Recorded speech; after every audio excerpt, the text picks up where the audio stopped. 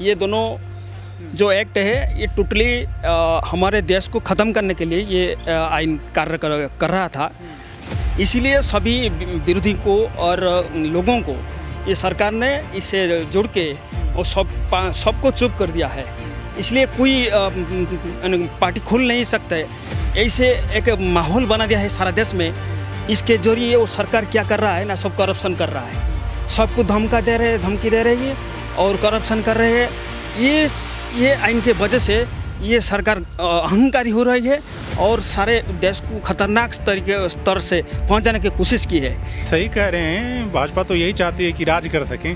और दूसरी चीज़ ये कह रहे हैं कि हटा दिया गया है, वो सेडिशन एक्ट अभी हटा नहीं है, उसका बस सिर्फ नाम चेंज कर दिया गया है। पहले सेडिशन एक्ट जो है 124A सेक्शन में था, अब जो है उसको 150 धारा में कर दिया गया है, यानी सेक्शन 150 में कर दिया गया है नाम चेंज करके। पहले जो सज़ा थी वो 3 साल तक सज़ा थी और आजीवन कारावास या 3 साल तक। अब जो है 150 के अंतर्गत जो है इसमें सज़ा भी बढ़ा दिया गया है, वो 7 साल और आजीवन कारावास तक हो गया है।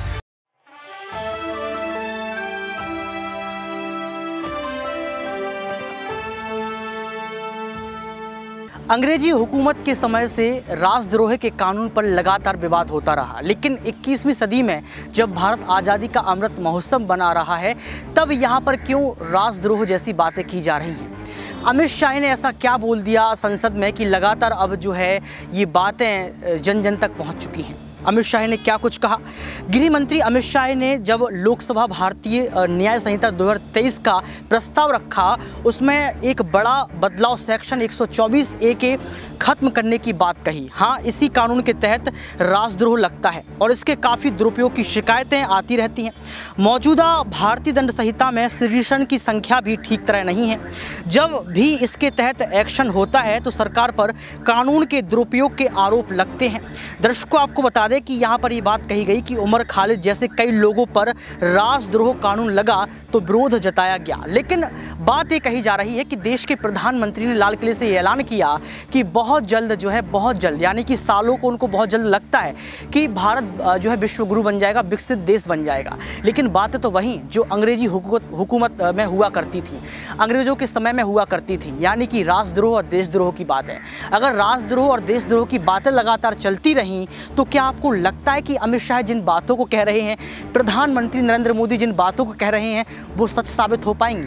क्योंकि 24 का चुनाव नज़दीक है, जहां राजनीति सत्ता की कुर्सी के लिए तरस रही है, जहां राजनीति सत्ता के खेल को पलटने के लिए तरस रही है, जहां राजनीति कुर्सी पर बैठना चाहती है, तो वहीं राजद्रोह का जो विषय है फिर से चर्चाओं का विषय भारत में बनता हुआ नजर आ रहा है। ये प्रांगण आप देख सकते हैं, सुप्रीम कोर्ट का प्रांगण है और हमारे साथ बहुत सारे लोग जुड़ेंगे, बातचीत करने का प्रयास करेंगे कि राजद्रोह के मामले वो क्या सोचते हैं, क्योंकि ये बातें तो अंग्रेजों के समय में हुआ करती थी, अब क्यों फिर से राजद्रोह की बातें लगातार की जा रही हैं। सर, आपका नाम क्या है? उपेंद्र नाथ दलाई।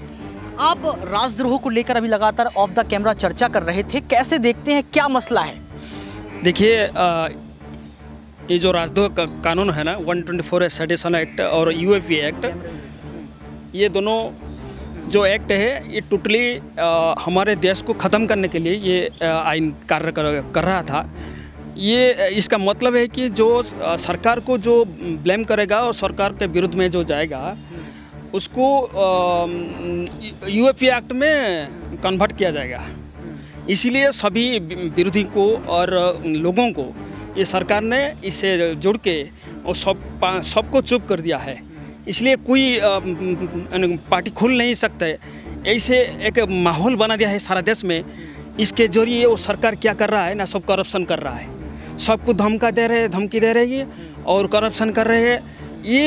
ये आइन के वजह से ये सरकार अहंकारी हो रही है और सारे देश को खतरनाक स्तर से पहुंचाने की कोशिश की है। इसलिए मैं ऐसे बात को मैंने चिंतन किया और एक उसी जो कानून को मैं रिसर्च किया, उसके बाद मैंने एक PIL डाला था। इसमें मैं कब डाला था? मैं 16/11/2021 को मैंने डाला था, जब NV रमना साहब थे और उसके बाद यू ललित सर वो पहले वो अलाउ किए थे और नोटिस किए थे। 2 साल तो हो गए ना सर? हाँ। क्या कुछ फ़ायदा हुआ आपको? अभी तक सरकार 4-5 डेट लिए थे और आंसर देने के लिए, अभी तक नहीं दे पा रहे हैं। इसलिए अमित शाह तो बोल रहे हैं संसद में। हाँ, 1/5/2023 को जो तारीख हुआ था, उस तारीख में अटॉर्नी जनरल डेट लिए थे 8/8/2023 को कि हमारे कानून के अंदर रिसर्च चल रहा है, उठाने की बात हम कहेंगे। जो 8/8/2023 को 8/8/2023 में CB चल रहा था, इसलिए टेकअप नहीं हो पाया। इसलिए जो रिपोर्ट पेश करेंगे सरकार, इसलिए शायद अमित शाह जी ने बोल रहे हैं कि हम देशद्रोह कानून ख़त्म करेंगे, इसलिए वो बोल रहे हैं। और आज भी जो कल जो अगस्त 15 में जो हुआ, जो पिक्चर आया सामने, जो अमित शाह ने इग्नोर किया है, कारण ये स्पष्ट है। ये देशद्रोह कानून हटाने का जो चीफ जस्टिस का जो लताड़ है सरकार को, ये सरकार मजबूर हो गया। आप मानते हैं कि इग्नोर किया है, आप मानते हैं कि अपमान हुआ है? हाँ, अपमान हुआ है। इसलिए देशद्रोह कानून जो हट जाएगा तो करप्शन नहीं हो पाएगा और ये बीजेपी सरकार कहाँ जाएगा, इसीलिए वो सब तड़प रहे हैं। इसीलिए वो नाराज़गी है चीफ जस्टिस के साथ। तो आप राजद्रोह और देशद्रोह को कैसे देखते हैं? यानी कि आपने ऐसी कौन सी तस्वीरें देखी जिससे आप ये साबित कर सकते हैं ऑन द कैमरा कि ये राजद्रोह की तस्वीर है, देशद्रोह की तस्वीर है? ठीक है, देखिए, ये जो राजद्रोह कानून है 124 सेडिशन एक्ट है, ये बना हुआ है 1870 में, जब ब्रिटिश था। ब्रिटिश गवर्नमेंट जब भारत में चला रहा था तो भारतीय ने आंदोलन किए और सरकार के विरुद्ध में गए। इसलिए वो इंग्रेज ने मैंने सोचा कि ऐसे कानून आ जाए तो ये भारतीय हमें विरुद्ध नहीं कर सकते।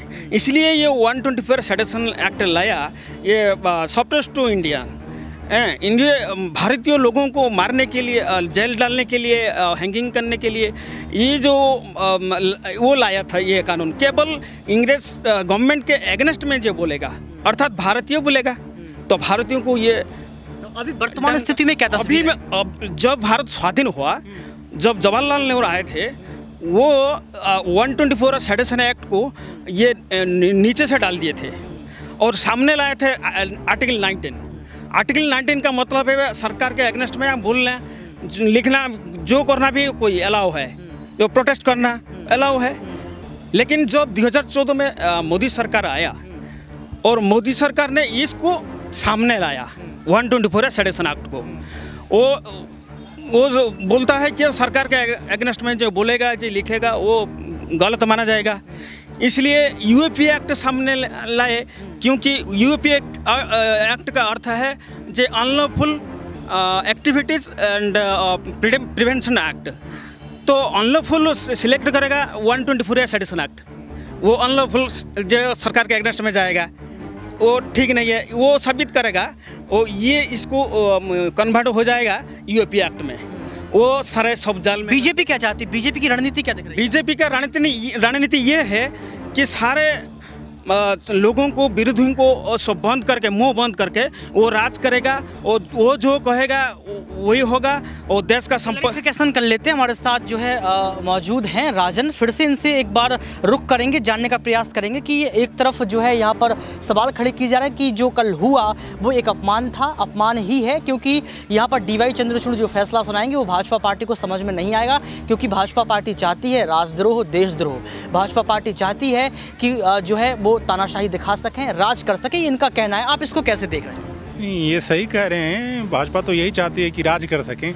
और दूसरी चीज़ ये कह रहे हैं कि हटा दिया गया है, वो सेडिशन एक्ट अभी हटा नहीं है, उसका बस सिर्फ नाम चेंज कर दिया गया है। पहले सेडिशन एक्ट जो है 124A सेक्शन में था, अब जो है उसको 150 मतलब 150 धारा में कर दिया गया है, यानी सेक्शन 150 में कर दिया गया है, नाम चेंज करके। पहले जो सज़ा थी वो 3 साल तक सज़ा थी, और आजीवन कारावास या 3 साल तक। अब जो है 150 के अंतर्गत जो है इसमें सज़ा भी बढ़ा दिया गया है, वो 7 साल और आजीवन कारावास तक हो गया है।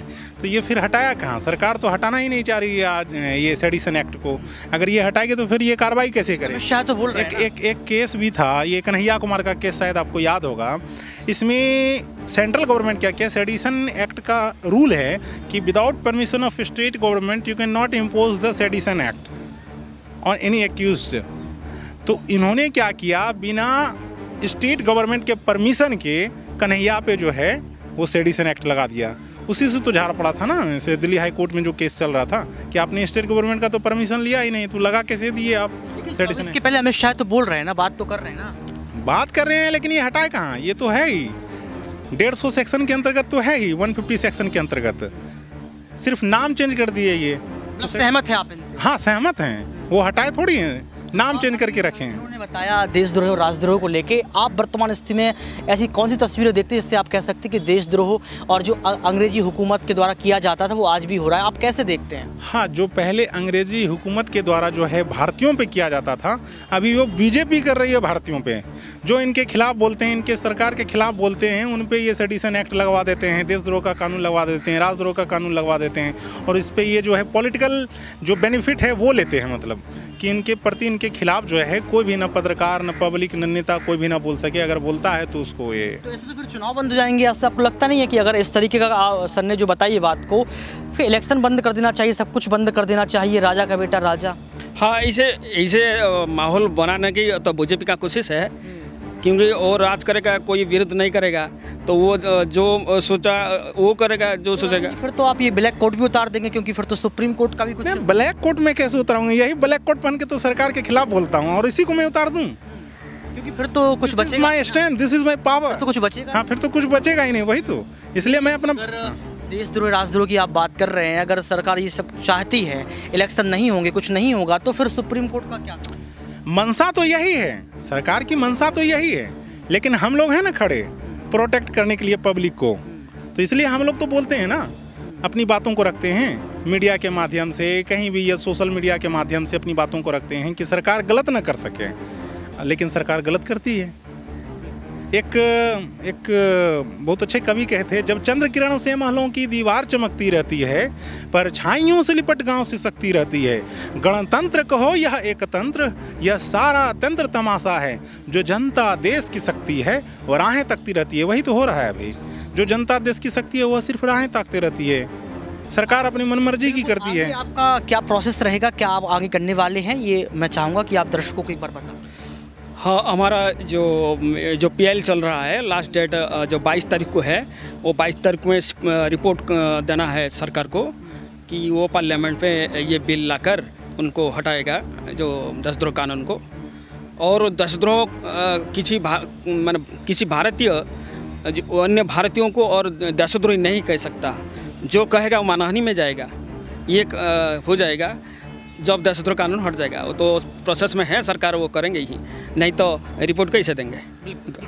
देशद्रोह कानून को लेकर ये बात जो है यहाँ पर राजनीति के द्वारा और सर के द्वारा बताई गई आपको, ये बड़ी बात है कि अगर कुछ ऐसा होता है तो मानहानि का उस पर केस भी लगाया जाएगा, क्योंकि सबके लिए लोकतंत्र जरूरी, चाहे वो भारत के लोकतंत्र की बात करो या फिर किसी अन्य लोकतंत्र की बात करो, लोकतंत्र बहुत जरूरी है, क्योंकि लोकतंत्र अगर बच गया तो पूरा देश बच जाएगा। ये भी बहुत बड़ी बात है। दर्शकों, आपको बता दें कि यहाँ पर हर एक दिन बड़े बड़े मुद्दे उठते रहते हैं। जब बात राजद्रोह, देशद्रोह जैसे शब्दों की आती है तो कम से कम इतना ध्यान रखना चाहिए कि आप क्या बोल रहे हैं, क्या नहीं बोल रहे हैं, क्योंकि मानहानि का केस तो राहुल गांधी पर भी लग सकता है। हालांकि उनको जो है छूट मिल गई, सदस्यता उनको जो है वापस मिल गई इस न्याय के मंदिर के द्वारा।